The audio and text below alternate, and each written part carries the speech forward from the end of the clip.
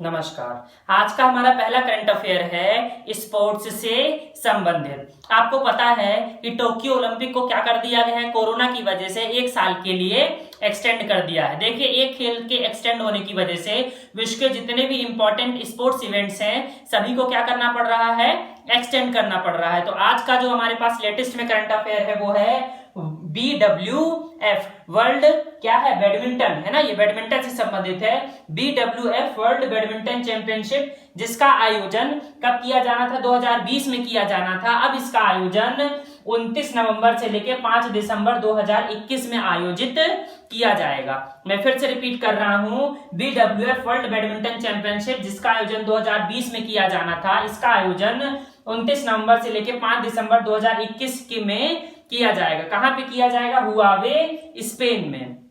ठीक है भाई। और देखिए, BWF बैडमिंटन वर्ल्ड फेडरेशन, इसकी स्थापना की गई थी सन 1934 में। इसका जो मुख्यालय है वो कोलालमपुर में है और जो इसके हाल फिलहाल में प्रमुख हैं वो है पोल एरिक होयर लॉर्सन। तो ये हमारा सबसे लेटेस्ट का करंट अफेयर है। इसके जो मैंने ऊपर लिखा है ये मैं आपको पहले भी बता चुका हूं। देखिए, हुआ क्या है, हुआ ये है कि कोरोना की वजह से जो टोक्यो 2020 था उसे एक्सटेंड करके टोक्यो कब कर दिया गया, 2021 में आयोजित करने की बात कही गई है। हालांकि इसे टोक्यो 2020 के नाम से ही जाना जाएगा। एक तो क्वेश्चन यहां से बन सकता है। नेक्स्ट देखिए, क्योंकि अब ये डेट क्या है, 21 कर दी गई थी, इसीलिए वर्ल्ड गेम्स का आयोजन जो 2021 में होना था उसे आयोजित किया जाएगा अब कब, 7 से लेकर 17 जुलाई 2022 को। क्योंकि इसके और इसके बीच में क्या होता है, गैप होता है हमेशा, है ना। ठीक है, क्यों, क्योंकि वर्ल्ड गेम्स में वही गेम खेले जाते हैं जो ओलंपिक गेम्स में नहीं खेले जाते हैं। तो ओलंपिक में जो 32 गेम्स नहीं खेले जाते हैं उसी को खेला जाता है वर्ल्ड गेम्स में। द वर्ल्ड गेम्स बर्मिंघम 2022 में आयोजित किया जाएगा यूएसए में। नेक्स्ट देखिए, टोक्यो 2021 में हुआ, ठीक है, इस वजह से वर्ल्ड गेम्स कहां हो गया, 22 हो गया। इसीलिए कॉमनवेल्थ यूथ गेम्स का भी आयोजन 2021 से बढ़ाकर 2023 कर दिया गया। अब ये कॉमनवेल्थ यूथ गेम्स का आयोजन ट्रिनिडाड एंड टोबैगो में 2023 में किया जाएगा, जिसमें कुछ 8 खेल शामिल होते हैं। इसके अलावा मैंने कल ही आपको बताया था कि फुकुओका एक्वाटिक वर्ल्ड चैंपियनशिप जिसका आयोजन 2021 में किया जाना था, इसी टोक्यो के गेम्स की वजह से इसे क्या कर दिया गया है, 13 से लेकर 29 मई 2022 को, मतलब 1 साल और आगे बढ़ा दिया गया टोक्यो ओलंपिक की वजह से, ताकि दोनों इवेंट क्लैश ना हो जाए। ठीक है, ये जो एक्वाटिक वर्ल्ड चैंपियनशिप है इसे फीना FINA फेडरेशन इंटरनेशनल डी नेटेशन के द्वारा आयोजित किया जाता है, जिसकी स्थापना सन 1908 में हुई थी और लॉजेन इसका मुख्यालय है। और जो हाल फिलहाल में इसके प्रमुख हैं वो है कौन है, जूलियन C मैग्लियोन। तो इस तरह से आपने देखा, सिर्फ एक खेल की वजह से यहाँ पे कितने सारे इवेंट्स को क्या करना पड़ रहा है, हमें सीधा सीधा 1 साल 2 साल के लिए बढ़ाना पड़ रहा है। और हाँ, मैं एक बात और बताना चाहूंगा, टोक्यो गेम्स के बारे में ये भी कहा जा रहा है कि अगर जल्दी ही इस बीमारी पर कंट्रोल ना पाया गया तो ऐसा हो सकता है कि फिर जो ओलंपिक गेम है 2021 वाला उसे पूरी तरह से स्थगित ना करना पड़ जाए, क्योंकि अब उसकी डेट आगे नहीं बढ़ाई जा सकती। बहुत खर्चा हो चुका है, नहीं तो सारी के सारा जो स्पोर्ट्स का कैलेंडर है वो डिस्टर्ब हो जाएगा इंटरनेशनल। चलिए हम बढ़ते हैं आगे।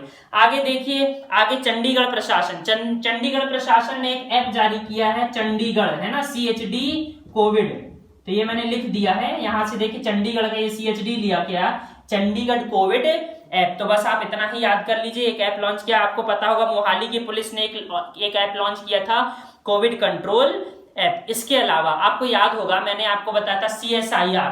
देखिए, CSIR बार बार आपके करंट अफेयर्स में आ रहा है, तो इससे प्रश्न पूछे जाने की बार बार प्रबल संभावना बनती है, जिसे मैं 10 अप्रैल के करंट अफेयर्स में बहुत डिटेल में बात कर चुका हूं। तो अगर आप CSIR के विषय में डिटेल में पढ़ना चाहते हैं तो ऊपर आई लिंक में आपको बटन मिल जाएगा 10 अप्रैल के करंट अफेयर्स का। स्टार्टिंग में ही मैंने CSIR के बारे में डिटेल में सारी चीजें बता दी है, आप वहां से पढ़ लीजिएगा। चलिए हम आज का करंट अफेयर देखते हैं। CSIR की संस्था है क्या संस्था, IGIB। ठीक है, क्या फुल फॉर्म है, institute of genomics and integrated biology. आपको याद होगा इन्होंने एक किट बनाई थी, फ्लूडा, याद है आपको, FELUDA।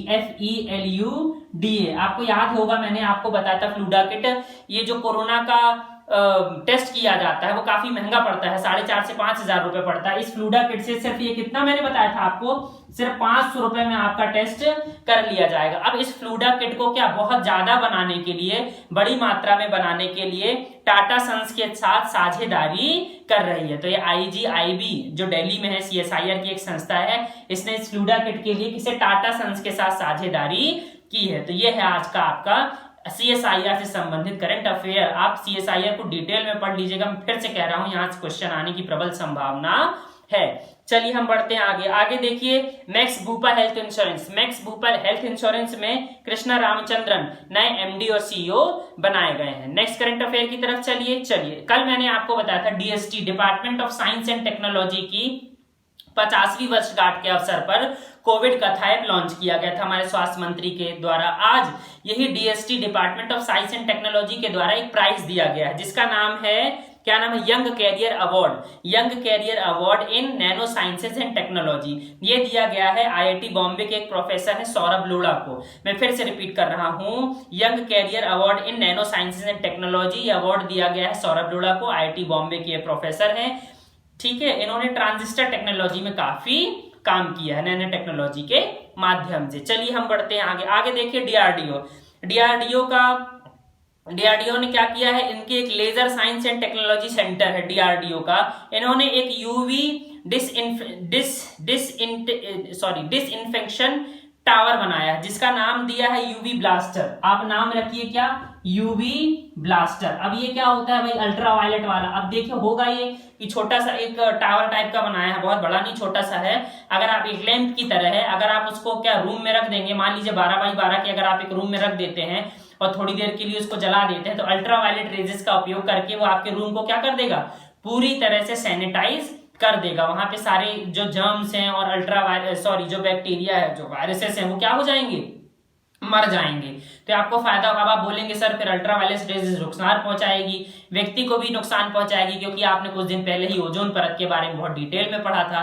देखिए जैसे ही आप उस मशीन के नजदीक में जाएंगे तो मशीन ऑटोमेटिक बंद हो जाएगी सेंसर के थ्रू। अगर कोई व्यक्ति उस दरवाजे को खोलता है उस रूम के, तो भी वो मशीन ऑटोमेटिक क्या हो जाएगी, बंद हो जाएगी। तो अच्छा प्रयास है ये DRDO के द्वारा, है ना। मैं फिर से कह रहा हूं, रिपीट, UV ब्लास्टर। ठीक है भाई, चलिए हम बढ़ते हैं आगे देखिए पश्चिम बंगाल की सरकार ने एक ऐप लॉन्च किया है जिसका नाम है एग्जिट ऐप। ये महत्वपूर्ण है, क्यों, क्योंकि जो लोग बाहर के राज्यों के लोग जो पश्चिम बंगाल में फंस गए हैं उनके लिए ये एग्जिट ऐप लॉन्च किया गया है, ताकि वो अपनी सारी की जानकारी पश्चिम बंगाल की सरकार को बता सकें और पश्चिम बंगाल की सरकार उन लोगों को अपने राज्यों में भेजने का बंदोबस्त कर सके। आप देख रहे हैं मध्य प्रदेश, उत्तर प्रदेश, बिहार, सारे लोग धीरे धीरे अपने अपने जो मजदूर उनके गए उनको क्या कर रहे हैं, बुला रहे हैं। आपने कंट्रोवर्सी भी देखी थी, किराए से संबंधित कुछ 85% और 15% वाली बात आई थी सामने, इसमें हम बाद में बात करेंगे। बेवजह हमें राजनीतिक टूल बनाया जा रहा है। चलिए हम आगे बढ़ते हैं। नेक्स्ट देखिए गवर्नमेंट ई मार्केट प्लेस ने Deendayal Antyodaya national rural livelihood mission, इन दोनों के साथ मिलकर इन्होंने क्या किया है, एक सरस करेक्शन, मतलब आप हिंदी में कह सकते हैं सरस संग्रह, ये इन्होंने लॉन्च किया है। अब इसमें क्या करेंगे, आपको पता है जो ग्रामीण इलाकों में जो सेल्फ हेल्पिंग ग्रुप्स होते हैं, इनको ये सरस सिलेक्शन या सरस संग्रह के माध्यम से क्या करेगा, ऑनलाइन प्लेटफॉर्म प्रोवाइड कराएगा, ताकि ये एक तो ब्रांडिंग कर सके अपने सामानों की, और क्या कर सके, जो प्रॉपर पहुंच है आम जनता तक वो इसे सुलभ बना सके। इसको 5 श्रेणियों में बांटा गया है, मैं बता देता हूं आपको। हस्तशिल्प, हस्तकरघा, कार्यालय के सामान, किराना के सामान और व्यक्तिगत कोई सामान। तो ये भी एक अच्छा इनिशिएटिव है। क्या नाम है भाई, सरस संग्रह। ठीक है, महत्वपूर्ण है।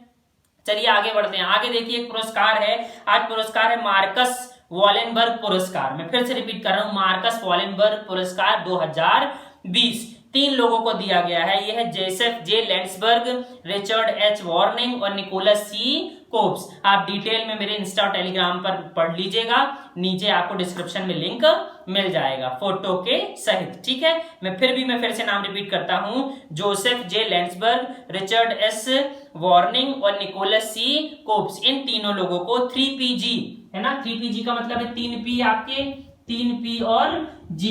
इसका क्या फुल फॉर्म है, इसका फुल फॉर्म है physiological principles predicting growth, physiological principles predicting growth, मतलब ये है वनों से संबंधित, ये हरियाली से संबंधित ये पुरस्कार है, ये दिया गया है। आपको पता होगा वन क्षेत्रों का क्या करना पड़ता है, आकलन करना पड़ता है, ये पहले कितना था, अब कितना है, बढ़ा कि नहीं बढ़ा, घटा कि नहीं घटा। तो इन तीनों वैज्ञानिकों ने इसी एक उक्ति को सुझाया था, इस एक टेक्निक को बताया था, जिसके माध्यम से आज के समय पर, वर्तमान समय पर विश्व में वनों की जो गणना की जाती है वो अधिकतर इसी तकनीक का उपयोग के द्वारा की जाती है। पहले तो भूखंडों के हिसाब से की जाती है, उसके बाद आपको पता है जो रिमोट सेंसिंग सैटेलाइट छोड़े जाते हैं उनके द्वारा ग्रीनरी का मापन किया जाता है। तो बहुत महत्वपूर्ण है ये सीक्वेंस 3PG, और ये तीनों के तीनों नाम आप आराम से देख लीजिएगा।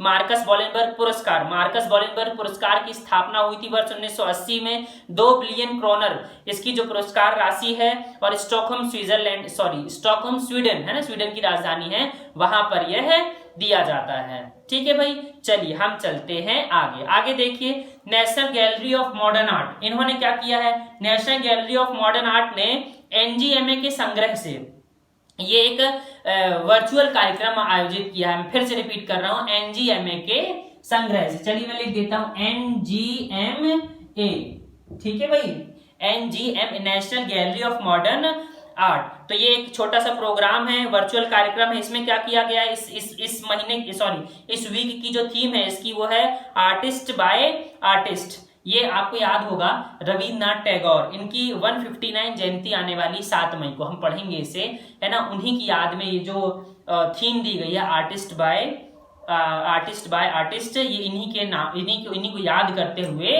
रखी गई है। तो बस आप याद रखिए क्या, NGMA। नेक्स्ट चलिए, नेक्स्ट देखिए, आपको पता होगा बांस कॉन्क्लेव, है ना, बांस कॉन्क्लेव का भी आयोजन किया गया वीडियो कॉन्फ्रेंसिंग के माध्यम से, और ये आयोजन किया गया है डिपार्टमेंट ऑफ नॉर्थ ईस्ट, ठीक है, नॉर्थ ईस्ट रीजन के द्वारा। आपको पता है भारत देश में जो नॉर्थ ईस्ट रीजन है, 7 सिस्टर्स वाला, इनके लिए भी एक अलग से डिपार्टमेंट बनाया गया है, जिसके जो मंत्री हैं वो है जितेंद्र सिंह, है ना, राज्य मंत्री इंडिपेंडेंट चार्ज। प्रमुख क्या है, प्रमुख ये है कि बांस एक घास है, जी हाँ आप सही सुन रहे हैं, बांस एक घास है, कोई पौधा नहीं है, और घास को आप कभी भी लगा सकते हैं, कभी भी काट सकते हैं, कभी भी कहीं पर भी क्या कर सकते हैं, ट्रांसपोर्टेशन कर सकते हैं, किसी भी प्रकार की कोई बाउंडेशन नहीं है। तो दुनिया की सबसे बड़ी घास है, आपने देखा कितनी बड़ी बड़ी होती है ना, और बहुत इजी गोइंग में उग भी जाती है।